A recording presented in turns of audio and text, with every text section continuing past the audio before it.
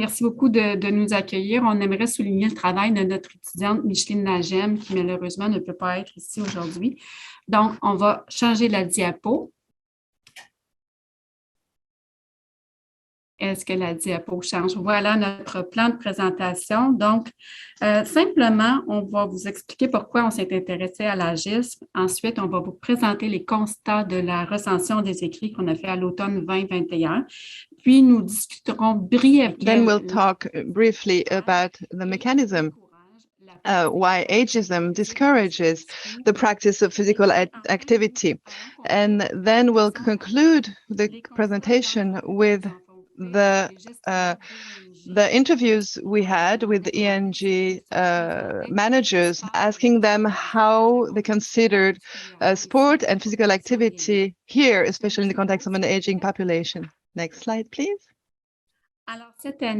So this year, no surprise, 7 million Canadians are 65-year-old and older.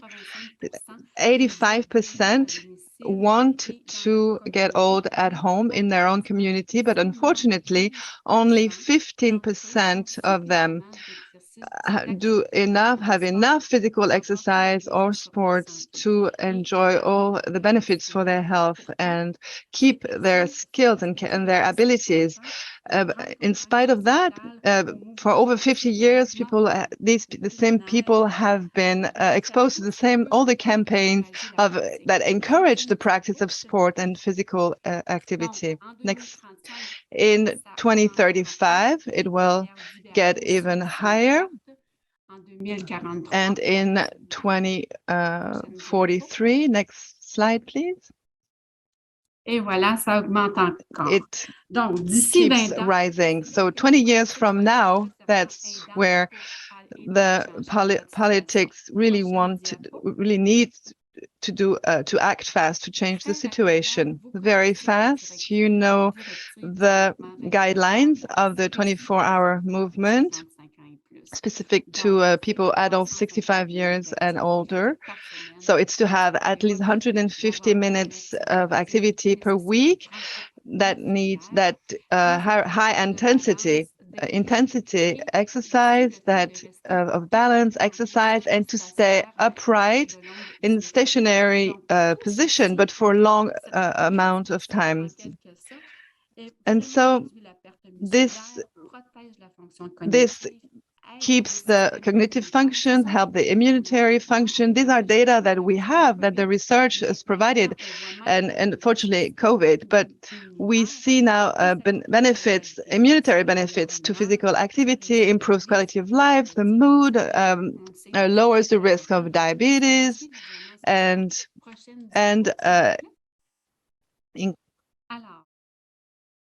this is the project, the World Health Organization project for the next 10 years, 2021, 2030. There are 4 pillars, but the one that of interest to us is ageism. And really what the ageism is are bias against older people, phenomenon that are manifest intrapersonally against oneself, towards others, or at the institutional level. And for us, it's the institutional level that's really of interest to us. We have we've analyzed publications in the last 5 years, including physical activity. We focused on 38 articles which matched our criteria and used the ecological model to analyze, to review the literature. So we see the people who are in their own mode of life within their system, and then at the global level. So what the literature shows about the global systems in sports and health, the stereotypes, the most documented, has to do with their abilities. usually society judges them less capable of doing all types of activities. And on the marketing level in the sports industry, the older people are invisible. For the rest, usually they're described as have more feeble, or we try to encourage eternal youth. And very negative perceptions are being maintained towards appearance, the health of the seniors. And on the other side of that, we idealize their eternal youth and their athletic prowess. It's like no middle term, just these two extremes in those marketing campaigns. In the lifestyles, that image also is reflected as a decline where practitioners considered seniors as a homogeneous and fragile group and associate getting older with losing their abilities. And especially people from 60 to 70-year-olds are really stereotyped, sometimes with little intergenerational contact. And in spite of the specific directives for guidelines for 65, lots of health professionals do not prescribe physical activity, and young professionals can also use stereotypes towards people, towards called the seniors. And when people do sports and physical activity, it's not like you and me. It's your people around you don't react the same way. On the one hand, you're very, very worried about the risk of injuries. On the other side, where they glorify the person, and so again, the two extremes, nothing in between. And then at the individual level, you'll notice that older people have difficulty choosing what they think is good for them, and in terms of physical activities, abilities, and what society sends them as a message. Some people think about their body changes only due to their age, and explain and not to the activities or lack of activities they do. And other people are really proud to practice one or another activity and to look younger than their age. And these people don't associate and don't identify at all to the image, to the fragile image, that the prevalent fragile image of seniors. So if you click again, please. We won't go in detail in that model, but just to mention that with ageism, you can experience to be a victim of ageism, but you can also internalize it, because we'll experience that all along our lives. We can convince ourselves about the bad impacts on our sports and health, and also to be afraid to confirm certain stereotypes. And when you have that fear, anxiety pops up in the dynamic, and then you have less, your attention is lowers, our abilities. So with the anxiety, when we're anxious to move, we'll even less capable and feel incompetent. Next slide, please.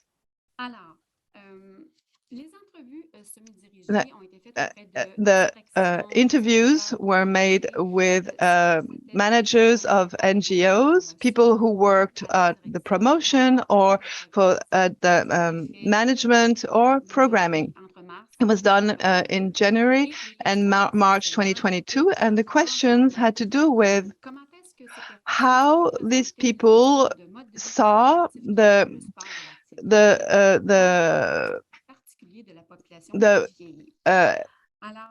questions of physical activity and promotional tools with aging population. So right away, they said you could do sports, physical activity at any age. That age should not be a break to physical activity, but at best you can maybe modulate the intensity of the activity. So as the interviews came along, in the blue cloud is how people with whom we had these interviews see it. So simply in blue, what you see is that the capacities are lowering the older you get. In pink is that the more you get older, the older you get, the less interest the less you're interested to try physical activities. In the black line is that the older we get, the less we see ourselves in the medias, and inversely, the older we get, the more safety issues have to be taken into account, and the older we get, more the more the messages are soft, very not that intense, very light. So what made us think and notice that this conception of people who are 50 to 100 years old, because it's a very large group, how these perceptions are influence the services offered. And we see that the services offered tend to diminish physical activity and diminish sedentarity and physical isolation. Well, we see that this very homogeneous offering contributes to that some part of the senior population is insufficient for a large part of this population. So we schematized with a diagram, with a green diagram here, and maybe we can go to the next slide. Here, the question is, if the NGO managers think that their conception influences the service offerings, you understand that with the 24-hour guidelines and the promise of benefits on the health, how can we influence this service offering to improve mobility, improve autonomy, and improve cognition? Because with dementia, which is a real heavy problem, there's a problem of we know that the dementia starts like 10 or 15 years before developing, 10, 15 years before the first diagnostic. So the NGOs have offer some solutions to these service offerings, and what we had suggested is aligned with their conceptions, that in order to do something differently than one size fits all, it would be to have a clear signal from the funders. Right now, no signal is leading them to go towards these clients of 50 to 100 years old. They want to have access to resources to develop knowledge because they just don't know, to be creative, to support, of course, and train their staff, and to explore intergenerational activities. And to conclude, and as a takeaway message, simply that sports and physical activity are not practiced enough by older adults, unfortunately. Institutional ageism adds to the many barriers that are very documented and related to physical activity and sports, and that the NGO representation of sports and physical activity for an aging population is very homogeneous, and it reflects the limitations rather than the potential of these people, and it taints their service offerings as much in messages and programming of services and even the facilities offered. And so it makes it somewhat incoherent, inconsistent with the 24-hour movement guidelines. So there is really a need to reframe how we conceive sport and physical activity in the in the context of people called aging, because there is really a gap between what older adults are as a heterogeneous clientele and their diverse needs and our representations of them.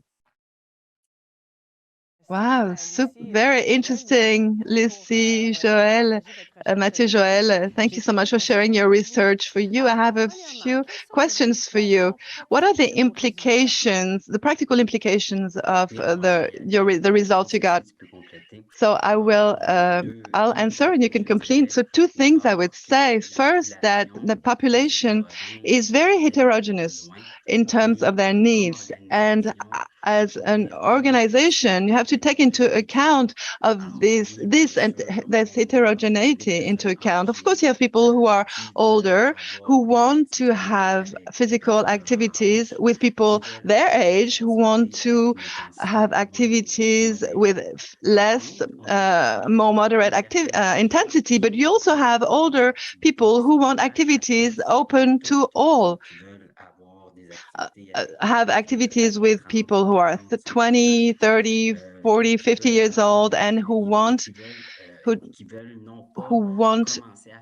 not to start having sports or maintaining an active lifestyle, but also continue to perform and to get better.